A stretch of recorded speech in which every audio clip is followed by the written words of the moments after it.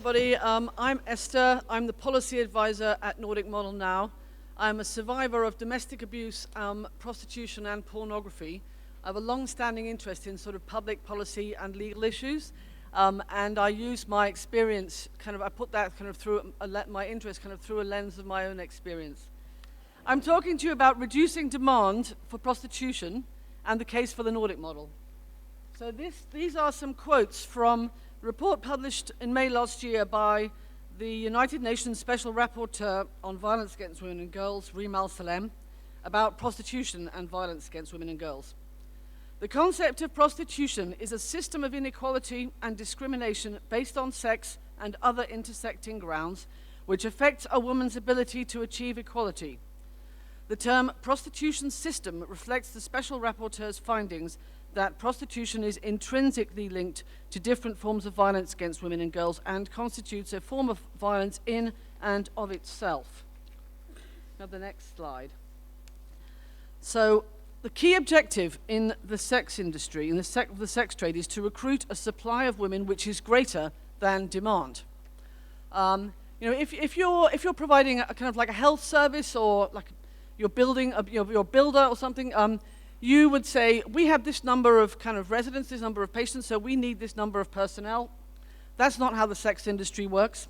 They deliberately over-recruit through misrepresentation, coercion, and force, because they need a supply greater than the demand. The buyers demand choice about who and how much they pay for sex acts. So the supply must always exceed demand, because buyers who don't have choice will take their money elsewhere. And buyers' choices are based on racist, sexist, ageist, ableist, and classist stereotypes about what being able to pay someone not to say no is worth, and on myths about female sexuality.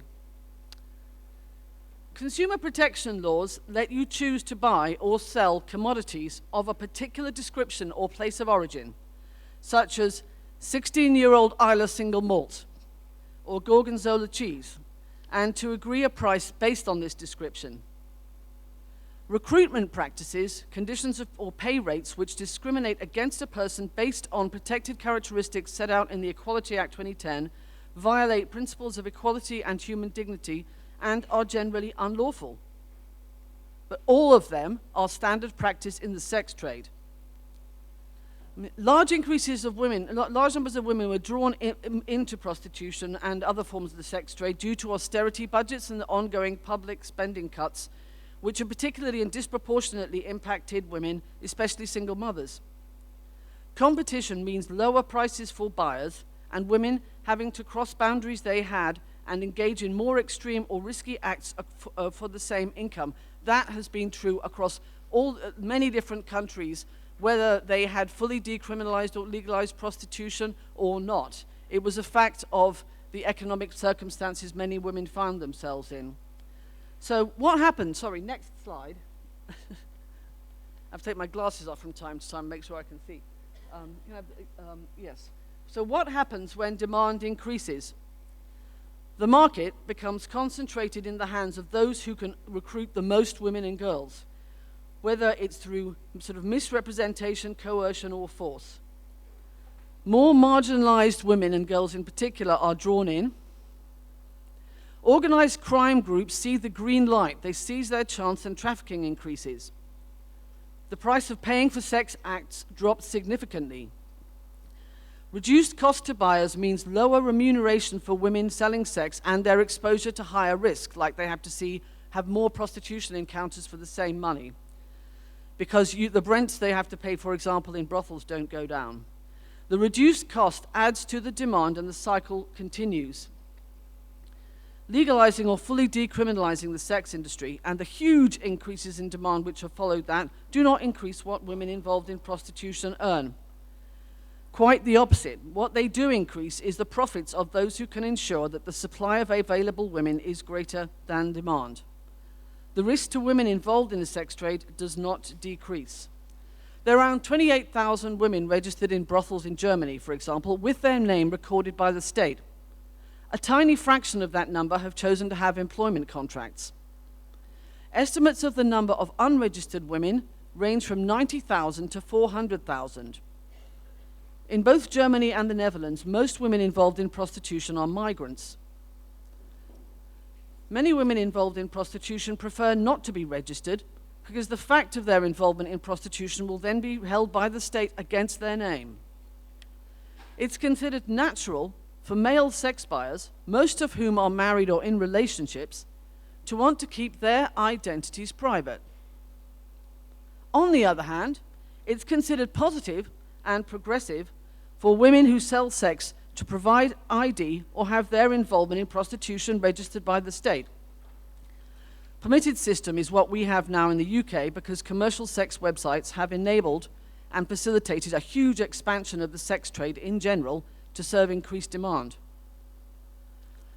The system in the UK is considered so favorable to commercial sex websites that a website focusing on Ireland, whose owner moved to Spain after the introduction of the Nordic model in the Republic of Ireland, is now registered in London, seeking to frustrate the operation of laws approved by a neighbouring democratic state, the Republic of Ireland, with which we share the common travel area. We are also considered a more favourable business environment by American sex industry entrepreneurs and profiteers than their home country. Can I have the next slide? So these are some of the challenges faced by prostituted women and girls. You can see dependence on substances or alcohol, which you may have had, and that may have been how you became involved, or that once you were involved, that happened because you were numbing yourself from your experiences. 50% coerced. 52% have debts making it hard to leave. 67% have a criminal record. 68% meet criteria for PTSD. And almost 90% want to leave but don't know how. That's a really critical figure.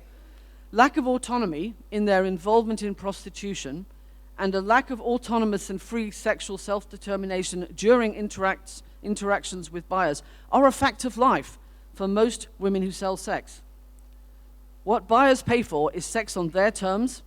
This can't be reconciled with the requirement that sexual activity is based on free consent. It undermines the principle of consent itself. As the slide says, almost 90% of the women would leave, but they don't know how. Can I have the next slide? So these are some statistics from studies of prostituted women and girls in the UK. 33% were looked after children. 50% started before they were 18.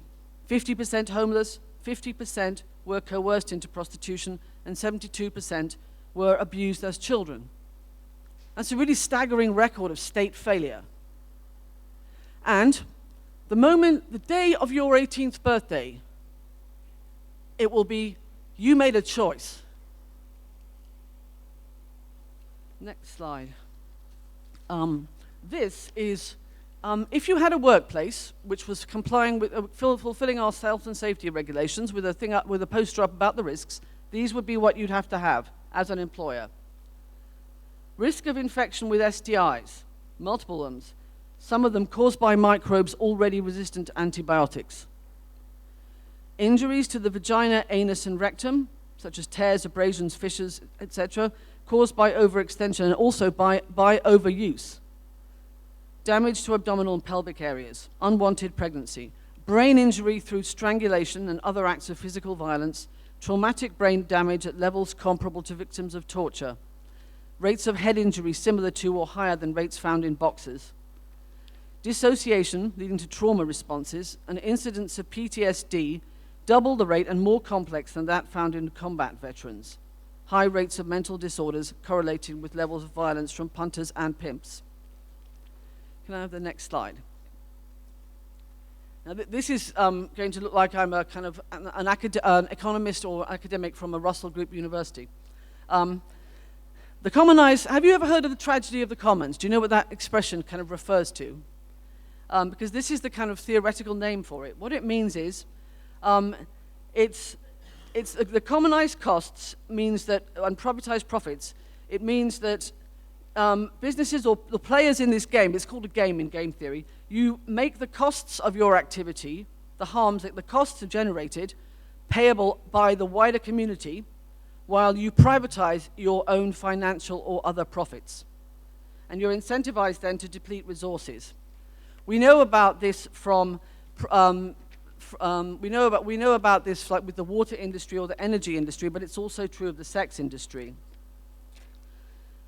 So next slide. So what deters buyers?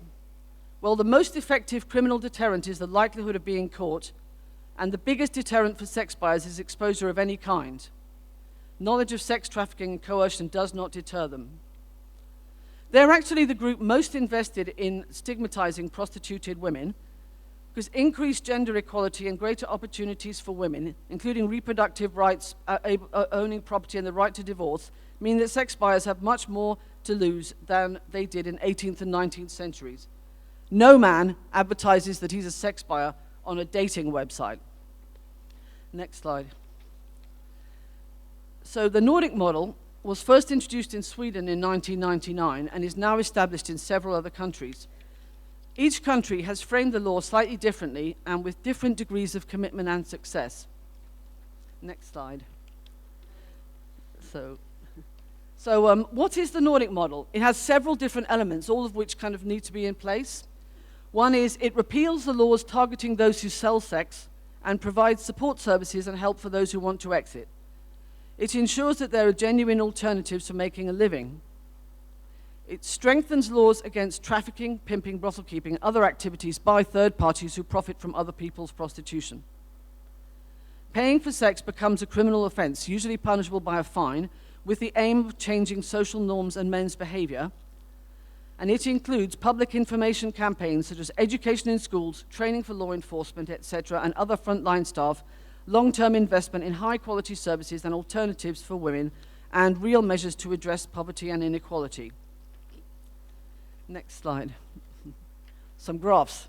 A much smaller proportion of the population is involved in prostitution under the Nordic model in Sweden, Norway, and France than in Germany and the Netherlands following legalization, or New Zealand after full decriminalization. Sweden, Norway, and France are the red ones on the side. This suggests that the Nordic model is effective in containing the sex industry, if not reducing its size, at least preventing its growth. Next slide. So, campaigners for full decriminalization say the Nordic model is more dangerous for women involved. If this were true, we would expect to see higher rates of homicide of women involved in prostitution in countries that have implemented the Nordic model and lower rates in those that have legalization or decriminalization. But this chart shows the number of women involved in prostitution murdered by pimps and punters. It's expressed as an average annual rate per 100,000 female citizens in the years when the legislative framework has been in place. This clearly shows that the homicide of women involved in prostitution is significantly higher in New Zealand, Germany, and the Netherlands than in Sweden, Norway, or France. And so this shows that the claim that the Nordic model is more dangerous for women is patently false. However, we want to be clear that we are not claiming the Nordic model is safer for women because we don't believe anything can make prostitution safe. Instead, thank you. It aims to reduce the amount of prostitution taking place and the numbers of people involved, and the data suggests that when implemented well, the Nordic model is successful in this. Next slide, sorry, very quickly. So this chart is showing the fact that prostitution is a more dangerous occupation than sort of taxi drivers, US soldiers, including them those in combat zones, and liquor store workers. It's American data, but there's literally no category of work with a homicide rate as high as prostitution. Next slide. So, in July 2024, the European Court of Human Rights published its judgment in a case that was brought against France by a group of people involved in the sex industry who claimed that various aspects of it had made it more dangerous, but also that it violated Article 8 of the ECHR, that's the right to private and family life. The European Court of Human Rights unanimously rejected these claims. They noted that the risks and harms attributed to the Nordic model by the applicants existed and had been observed before the 2016 law, and that therefore they could be regarded as inherent to prostitution itself. That's the risk of violence, the risk of harm, etc., all of that. This was the highest court at which human rights NGOs in Europe could have taken their case. And when it was dispassionate facts and above all data, they lost, and there was a unanimous judgment against them. So I just want to bring that back to what Reem Al-Salem said that I had at the beginning, because it has been confirmed by the ECHR, but we still find ourselves having the same myths directed at us. Anyway, thank you very much.